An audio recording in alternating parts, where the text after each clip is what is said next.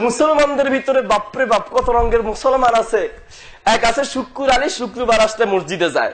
আর এক আছে মিস্টার বরাত আলী, সবে বরাত হলে মসজিদ ছাড়াছাড়ি নাই। আর এক আছে মিস্টার কদর আলী, সবে কদর আসলে হালুয়া রুটির জন্য হলেও মসজিদে যায়, ঠিক কিনা? আর এক আছে মিস্টার ঈদু মিয়া, ঈদ আসলে পরে পাঞ্জাবিয়া টুপি লাগাইয়া বাপরে বাপ পুরা মুক্তি সাপ, সারা বছর আর মসজিদে নাই, নামাজের কাছে নাই, ঈদ আসলে পাক্কা মুসলমান, ঠিক কিনা? আবার কেউ আছে মোটে নামাজের কাছেই যায় না, তবে কয় হুজুর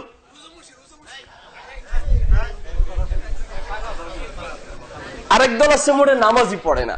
তো কেউ কেউ বলে হুজুর নামাজ না পড়লে কি হবে, বেনামাজি হইলে লোকটা ভালো, বেনামাজি হইলে লোকটা ভালো। তা আমাদের নোয়াখালী ভাষা একটা কথা বলে, সর হইলেও লোকটা ভালা, ব্যাপার হইলেও লোকটা ভালা। আমার একবার কিছু টাকা ডাকাতি হয়েছে, তো মাহফিল করে যাচ্ছি, তো কিছু টাকা নিয়ে গেছে। পরে ওই ডাকাত আমাকে 200 টাকা দিয়ে বললো যে হুজুর এই 200 টাকা রাখেন, আপনি এখান দিয়ে ভাড়া দিয়ে চলে যাইয়েন, এখানে থাকেন না। তো আমি বাসায় গিয়ে বললাম যে ডাকাত হইলেও লোকটা কিন্তু ভালো, কারণ সব নিলেও 200 টাকা দিছে আমাকে বাঁচার জন্য, অন্তত বাসা পর্যন্ত আসার জন্য। তো আমার ঘরের সদস্য বলছে যে আসলে ডাকাত হলো লোকটা ভালো না, তুমি যদি সেখানে থাকো আর ডাকাতি করতে পারবে না, এই জন্য তোমাকে টাকা দিয়ে পার করে দিচ্ছে, ঠিক কিনা?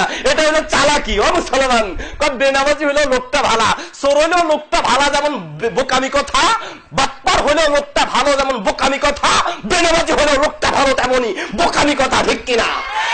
বেনামাজি হলে এটা ভালো হতে পারে? আল্লাহ রাসূল বলেন মান তারাকা সালাতা মুতাআম্মিদান ফাকাদ কাফারা, ছেড়ে দেয় সে মুসলমান থাকতে পারে? তাহলে ভালো কেমনে হলো? তো বলতে যাচ্ছি মুসলমানদের ভিতরে বহু রঙের মানুষ আছে।